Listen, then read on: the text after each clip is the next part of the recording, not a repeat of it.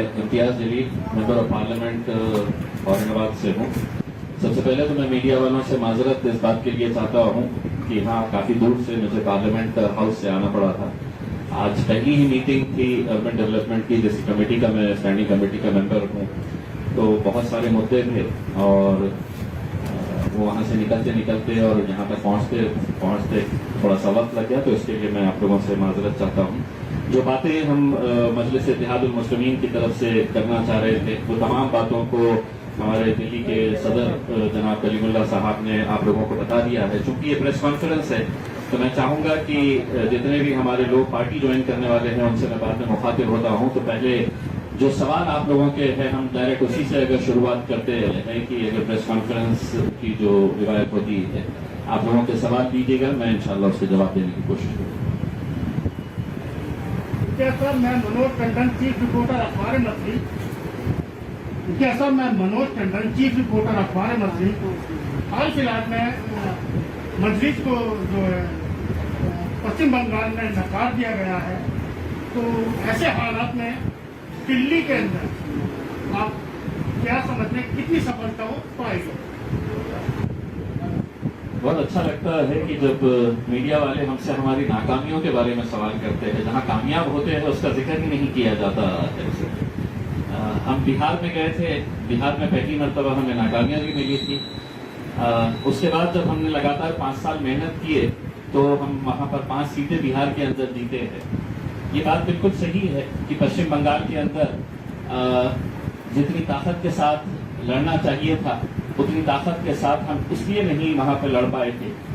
ये पूरे इलेक्शन के दौर के अंदर अगर सबसे ज्यादा कोई गैर जिम्मेदाराना तरीके से वहां पर इलेक्शन लड़े थे, तो वो इज्जतमान जनाब मोदी साहब थे, अमित शाह साहब थे और भारतीय जनता पार्टी थी, जिन्होंने पूरे देश को, पूरे मुल्क को ये कहा था कि तुम घर में जाकर बैठो, हम लॉकडाउन लगा रहे थे। और वो खुद है तो लाखों की तादाद के अंदर लोगों को सड़कों के ऊपर उतार रहे थे। हमें बैरिस्टर असदुद्दीन अवैसी साहब का ये हुक्म मिला था जब ये इलेक्शन लड़ने का फैसला लिया गया था कि आप लोगों ने अपनी अपनी कॉन्स्टिट्यूएंसी के अंदर जो गरीब लोग हैं, जो परेशान हाल है, जो लॉकडाउन की वजह से जिन्हें अनाज नहीं मिल रहा, खाने की तकलीफें हो रही है, बेड्स नहीं मिल रहे हैं, वेंटिलेटर्स नहीं मिल रहे हैं, ऑक्सीजन नहीं मिल रहे हैं, उन लोगों के ऊपर ध्यान दीजिएगा। तो हमारी जितनी भी टीम थी, जो अगर कोरोना नहीं होता तो हम पश्चिम बंगाल की गलियों के अंदर, हम सड़कों के ऊपर नजर आते थे। लेकिन मैं खुद एक पार्टी के, हमारे से 2 ही एमपी थे, एक असदुद्दीन अवैसी साहब और मैं खुद। जब असदुद्दीन अवैसी साहब ने मुझे ये कहा कि नहीं, आपकी पहली प्राथमिकता ये होनी चाहिए कि आप अपनी कॉन्स्टिट्यूएंसी के अंदर लोगों की तकलीफों को आप सॉल्व करिएगा, अगर ये कोरोना अगर थोड़ा कम होता है तो आप बिल्कुल वहां पर आइएगा।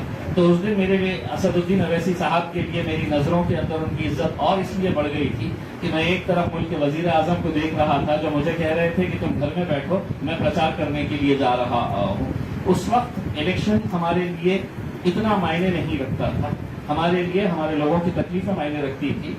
हम यकीनन हर इलेक्शन ऐसा नहीं होता है कि हम उतर रहे हैं। भारतीय जनता पार्टी आज से 20 साल पहले अगर आप उनके आंकड़े अगर देखेंगे तो मुल्क के अंदर से 2 ही एमपी थे। कभी आपने उनसे ये पूछा कि आप तो 2 ही हैं, आप देश के अंदर कैसा अपना हुकूमत बनाने की सोच रहे हैं? हम भी धीरे धीरे कदम रख रहे हैं। हम हैदराबाद के अंदर एक एमपी चुनकर आते थे, कभी किसी ने सोचा नहीं था कि महाराष्ट्र में शिवसेना, भारतीय जनता पार्टी, कांग्रेस और राष्ट्रवादी को पछाड़ के वहां पे भी उनका एक एमपी आ सकता है। बिहार के अंदर जब हम दोबारा गए तो यही अलग अलग राजनीतिक पार्टियों ने कहा कि आज से 5 साल पहले आप आए थे, यहाँ की बिहार की जनता ने आपको नकार दिया था, आपको कामयाबी नहीं मिली थी, आप दोबारा क्यों आए हैं करके। लेकिन वहां की आवाम को इस बात का एहसास हुआ था कि 5 साल पहले जब मजलिस आई थी, हमने इनका साथ नहीं दिया था, अब हम इनका साथ देंगे। तो हमने 5 वहां पर एमएलए अल्हम्दुलिल्लाह वहां पे जीत कर लेकर आए। तो यकीनन हम कांशीराम का आपको एक बात आपको याद होगी कांशीराम साहब की कि पहला इलेक्शन जो होता है, दूसरा इलेक्शन क्या होता है और तीसरा इलेक्शन जीत के अंदर। तो हम बहुत सारी जगह के ऊपर फर्स्ट और सेकंड कवर कर चुके हैं। अब जहां पर भी जाएंगे तो वो थर्ड से जीतने के लिए जाने वाले हैं। अगर मेरा एक क्वेश्चन हो, यूपी के अंदर इलेक्शन की तैयारी में आपकी पार्टी जो है एक हल्फनामा ले रही है इलेक्शन लड़ने वालों से और एक भारी भरकम रकम भी वसूल ले रही है, तो क्या ऐसा ही दिल्ली में भी दोहराया जाएगा? मुझे भारी भरकम कितनी होती है मुझे आप ही बता दें तो जरा बेहतर रहेगा। उसमें भारी भरकम कितनी है? अगर आप एक जिम्मेदार तरीके से मुझसे सवाल कर रहे थे तो आप ही मुझे जवाब दे दीजिएगा कि कितना पैसा इकट्ठा किया जा रहा है, भारी भरकम किसे कहते हैं? आवेदन के लिए। आवेदन कितना भारी भरकम मतलब कितना है? 10,000। मेरी जानकारी के हिसाब से ऐसी कोई बात नहीं है कि 10,000 रुपये अगर कोई मजलिस की तरफ से, तो मेरे हिसाब से ऐसा कुछ भी नहीं है कि भारी भरकम रकम ऐसी ली जा रही है। हाँ, ये है कि एक प्रोसेस, हाँ हम लोग यकीनन वहाँ पर ये बात सामने आई है, हम लोगों से ये देखना चाह रहे थे। देखिए, एक उभरती हुई पार्टी जो होती है, जिसको आवाम ये समझती है कि मैं इस पार्टी के अंदर जाऊंगा अगर, तो इसके अंदर जीत यकीनी है, तो वही लोग बड़ी तादाद के अंदर उस पार्टी से जुड़ते हैं। मरी हुई कमजोर पार्टी के साथ कोई जाते नहीं है उसमें। तो एक कामयाब पार्टी की निशानी इसी बात की गवाही देती है कि अगर हम जब मैदान में उतरने की बात करते हैं, तो आज कलीमुल्लाह साहब इस बात की गवाही देंगे कि हमारे पास एक एक वार्ड से कई दावेदार हैं। क्यों है ये? इसका सही अगर जवाब अगर ढूंढा जाए तो उसका सही जवाब यही है कि लोगों को लगता है कि अब मजलिस ही एक ऑल्टरनेटिव है, इसलिए हम मजलिस के साथ जोड़ना चाहिए करके लोग वहां पर जब आते हैं। तो कई दफा ऐसा होता है कि ख्वाहिशमंद बहुत सारे लोग होते हैं, लेकिन जैसा किसी को एक टिकट नकारा गया तो दूसरे ही दिन उनका पूरा जज्बा खत्म हो जाता है, फिर वो विरोध में चले जाते हैं। तो हम लोगों को टेस्ट करना चाह रहे हैं कि वाकई में मतलब कितने जज्बे वाले लोग हमारे साथ जुड़ रहे हैं करके।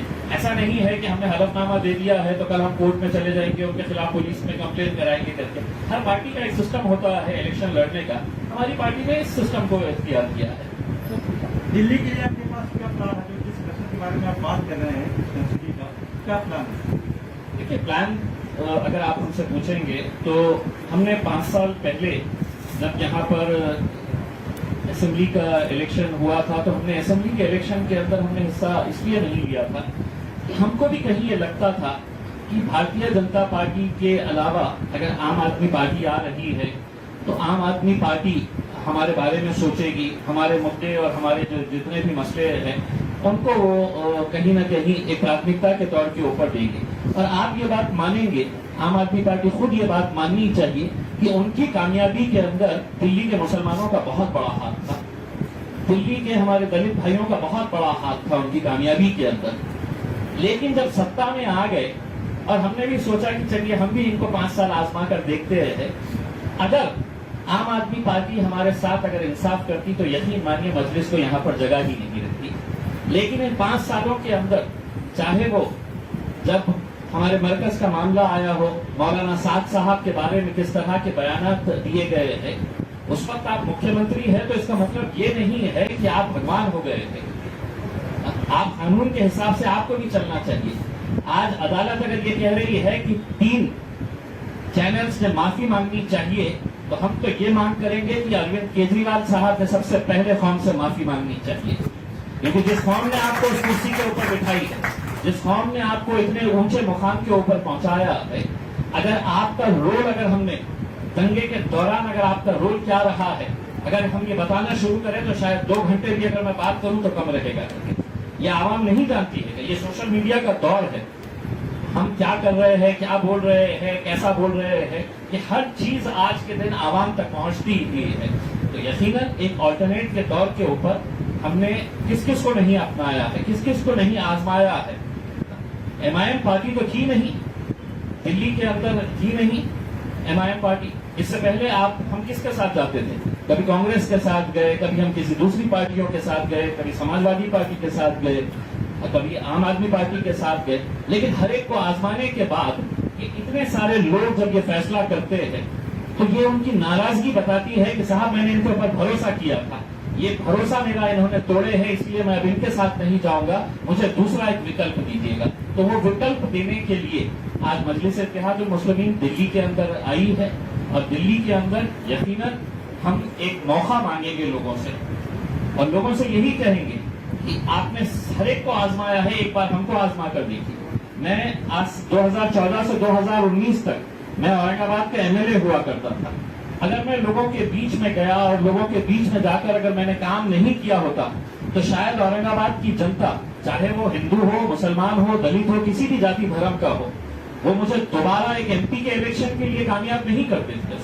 हमने काम किया तो लोग हमारे साथ में आए, और लोग ऐसे साथ में आए कि पूरे महाराष्ट्र के अंदर सिर्फ एक ही मुस्लिम एमपी चुनकर आया है और वो इम्तियाज जलील एमआईएम पार्टी से चुनकर आया है। एक ऐसे दौर में चुनकर आया है कि जब पूरे देश के अंदर मोदी साहब की लहर चल रही थी और वहां पर हमारे औरंगाबाद के अंदर एमआईएम का जिक्र हो रहा था। तो एक मैं समझता हूँ कि लोगों का यकीन, लोगों का एतमाद और लोगों की मोहब्बत एमआईएम की तरफ जो बढ़ रही है, उसी का नतीजा है कि आज हम दिल्ली के अंदर भी आ रहे हैं और यकीनन कोशिश करेंगे, लोगों के बीच में जाएंगे, उनसे अच्छे वादे करेंगे और उन वादों को पूरा करने की गवाही देंगे। जो दंगे हुए थे इसमें क्या एमआईएम को रोल है? जो पीड़ित थे आज भी उनके बच्चे निर्भर इतना तो कह सकते हैं कि एमआईएम का दंगा कराने में कोई रोल नहीं है। वो पीड़ित जो है वो आपसे आस लगाए बैठे हैं जी, उसके बारे में क्या आप यकीनन देखिए, हम लोगों ने दिल्ली के अंदर जितनी हमारी पार्टी को यहाँ पर बढ़ाने की बात थी, हमने कहीं ना कहीं हमने ये सोचा था कि धीरे धीरे ये बढ़ाएंगे करके। हमने अभी मेरे हिसाब से 2-3 महीने पहले ही हमने कलीमुल्लाह साहब को यहाँ का सदर बनाया है और हमने हमारी दिल्ली की टीम को सिर्फ एक ही बात करे है हमने कि हमारा लक्ष्य महज सिर्फ इलेक्शन लड़ना नहीं है। पीड़ित आपसे आस लगाए बैठे हैं।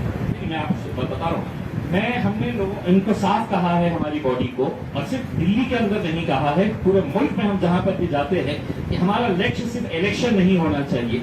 हमारी पूरी कोशिश, हमारी पूरी मेहनत यही है कि जो भी लोग तकलीफ के अंदर है उनकी तकलीफों को दूर करिएगा। लोग खुद ब खुद आपके साथ जुड़ेंगे। ये जो सवाल है आपका कि एग्जैक्टली यहाँ पर क्या क्या किया गया है, ये मेरी दिल्ली की टीम सही तरीके से बता सकती है। हमने हमारी टीम्स को क्या क्या ताकीद किए हैं, क्या बताए हैं। हमारी मंशा यही है कि देखिए, सियासत के दौर के ऊपर अगर हमको सियासत भी अगर करना होता तो एमआईएम पार्टी किसी बड़ी राजनीतिक पार्टी के साथ गठबंधन करके कई राज्यों के अंदर हुकूमत करी होती।